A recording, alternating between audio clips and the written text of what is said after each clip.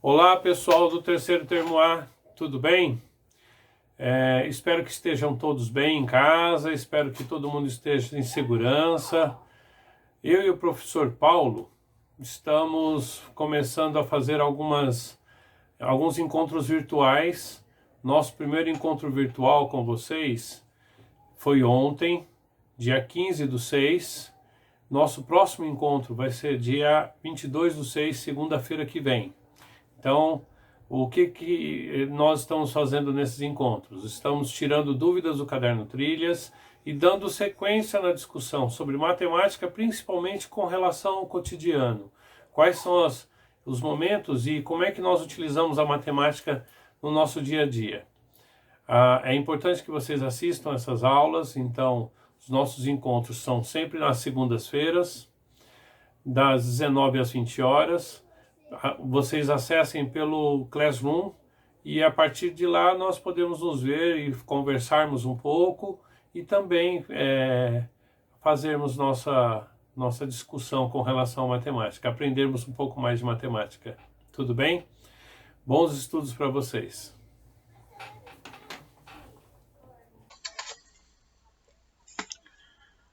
Como que a matemática se apresenta para a gente no nosso dia a dia? Um exemplo é esse texto que nós temos.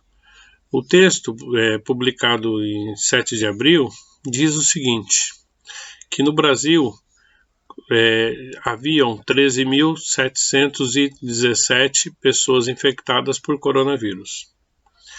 E que, passado uma semana, as mortes quase que duplicaram. Bom, esse, de fato, é um texto relativamente antigo. Se a gente observar, tem outros dados, outras informações muito mais recentes. Mas, a partir desse texto, como é que nós extraímos as informações? Nós temos que, primeiro, observar que ele dá dados como, por exemplo, a quantidade de pessoas infectadas, ele dá o período em que está acontecendo essa análise, e dá uma série de informações. Como é que nós fazemos essa leitura, então? Essa leitura, a princípio, nós fazemos uma leitura do texto. Uma vez feita a leitura do texto, nós vamos para as questões que nos interessam. No caso, no item 1 diz: quantos brasileiros estão infectados pelo coronavírus até a data desta publicação? Repara, tem duas informações. A data da publicação foi 7 de abril. E ele dá também informação do dia anterior. Então a gente tem que fazer a leitura e no momento dessa leitura a gente já identifica quem é quem. E a resposta, e aí um detalhe interessante que a gente tem que lembrar da matemática, a resposta não é simplesmente 13.717, mas se é uma pergunta de forma literal, a resposta também deve ser também de forma literal. Então a resposta correta seria, segundo o texto, na data de 7 de abril, já eram 13.717 pessoas infectadas por coronavírus. Nota que a resposta fica mais completa quando nós damos uma resposta também literal. Tá? Isso é importante para a gente pensar em relação à matemática. A matemática não é só números, é interpretação. Bom, vamos dar uma sequência. No exercício 2, o exercício 2 pergunta o seguinte: em uma semana, o número saltou de 114 para 486. Qual a diferença de casos de uma semana para outra? Bom, agora aqui seria interessante a gente recordar um pouquinho das operações matemáticas. Ele está falando de diferença. Então é a interpretação dessa pergunta. Para a diferença, o que nós temos que observar? Nós temos que lembrar das operações. Quais operações que nós temos? As operações dentro do conjunto dos números naturais. Por que naturais? Porque esses números, eles representam aquilo que é contável. Uma pessoa, 2 pessoas, 50 pessoas, tá? São conjuntos palpáveis. Então, quando nós pensamos no conjunto dos números naturais, nós pensamos em coisas concretas, coisas que nós podemos tocar. Exemplo, uma caneta, ou 5 objetos quaisquer que eu tenho na minha cozinha. Então, são sempre coisas palpáveis. Bom, uma característica do conjunto natural, que a gente vê ele com frequência, na contagem, por exemplo, das pessoas, no caso da pesquisa. Ou quando pensamos em produtos que vamos comprar no supermercado. Nós compramos 2, 3 quilos, compramos quantidades de frutas, sempre coisas inteiras, números que não inteiros não, vamos confundir, coisas palpáveis, porque inteiro é o nome de um outro conjunto. Bom, uma outra característica que a gente pode pensar é na contagem. Quando a gente conta as pessoas, então eu conto o número de pessoas dentro de uma sala ou de carteiras. Eu estou contando pessoas, tá? As operações matemáticas. Aí que está o detalhe. Se a gente souber os elementos das operações, nós conseguimos interpretar o texto. Então lá, a adição. Os elementos, um exemplo, eu tenho essa expressão, 34 mais 25 igual a 29. Qual é o nome de cada um desses elementos? O primeiro elemento, 34, chamamos de primeira parcela. O segundo elemento, 25, chamamos de segunda parcela. O operador matemático é o operador da adição, o sinal de mais. E o resultado é a soma. A mesma coisa para a subtração. Eu preciso conhecer os nomes deles. Então, olha lá, na subtração, exemplo, eu tenho 57 menos 33 igual a 24. Qual o nome de 57? É primeira parcela. Do 33, segunda parcela. Então, quer dizer que eu posso tirar de uma, elas duas chamam-se parcelas. Só que o sinal de operação é o sinal de subtração. E aí quer dizer que eu estou tirando de uma, eu estou tirando 33 de 57. E o resultado? O resultado é diferença. Então observa que na subtração, a operação de subtração, eu tenho o vocabulário do resultado diferença. E na adição é soma. Se eu voltar agora lá no nosso texto. Em uma semana, o número saltou de 114 para 486. Qual a diferença? Perfeito.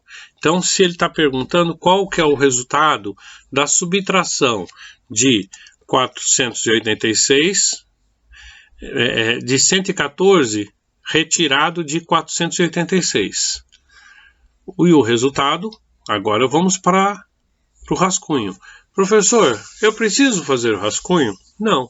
Se eu conseguir fazer de cabeça, melhor. Mas eu posso fazer o rascunho? Posso. Então, vamos ao rascunho. 486 menos 114. Colocar essa estrutura, um número em cima do outro, facilita a visualização do resultado. Tá errado fazer desse jeito? Não. Mas eu consigo fazer de cabeça, é mais rápido. Excelente, você está fazendo de cabeça exatamente isto. Mas, por vezes, alguém pode não conseguir fazer de cabeça e fazer o rascunho, fazer essa estrutura tem até nomes próprios, ela é conveniente para que a gente evite o erro. Então, olha lá. Então, agora eu vou fazer a operação de subtração. Eu tenho que tirar 4 de 6. Então, se eu tirar 4 de 6, resultará 2. Eu tenho que tirar 1 de 8. 8 menos 1, 7. Eu tenho que tirar 1 de 4, ou seja, 4 menos 1, 3. Beleza? Então eu tenho o resultado que 486 menos 114 será 372. De novo, reforço. Precisa fazer esse rascunho? Não. Posso fazer de cabeça. Posso fazer esse rascunho? Posso. Então, se eu tiver qualquer dúvida, eu posso fazer essa operação passo a passo. O importante é acertar a operação, o resultado, e não qual o caminho que eu vou seguir. O importante é obter o resultado correto. Bom, agora a resposta. A pergunta não foi feita de forma literal, então o ideal é que eu responda também de forma literal. Olha lá, o salto de número de casos foi de 372 pessoas infectadas em uma semana. É igual se alguém perguntasse pra gente assim, ó, Qual a sua idade? Eu diria 52. A resposta mais clara, de forma a evitar qualquer dúvida, não seria 52 anos? Olha que bacana para a gente refletir. Então, é conveniente a gente colocar a questão do texto também numa resposta. Bom, na questão 3. A questão 3 pede o seguinte: calcule o aumento de casos no intervalo de 24/3 a 7/4 conforme o gráfico. Então vamos dar uma olhadinha de novo no gráfico. Olha lá, eu tenho esse gráfico que está apresentado no texto, na sequência do texto. São dois gráficos, na verdade. Um mesmo gráfico, só que com dois pontos marcados distintos. No primeiro gráfico, apresenta, na data de 24/3, a quantidade de 310 casos novos por dia. No segundo gráfico, apresenta, a data do dia 7/4, um dado de 1.661 casos novos por dia. A operação é evidente para a gente, é a diferença. Então, porque já que é a diferença, é um intervalo, para que eu ache um intervalo, eu tenho que fazer o maior, 1.661, menos o menor, 310. E aí eu faço a operação, posso fazer o rascunho ou não, o resultado 1.351. Aqui eu reforço, posso ou não fazer o rascunho. Se eu conseguir fazer de forma imediata, a resposta é essa. Bom, agora uma coisa interessante. Vamos dar uma olhadinha também na questão do gráfico. Quando eu penso num gráfico, nem sempre eu tenho esses valores já bem definidos ou apresentados para a gente. Então a gente tem que conseguir interpretá-los. Para isso, eu tenho que olhar os eixos. Eu tenho dois eixos, chamados eixos cartesianos, eixo X e eixo Y. No eixo X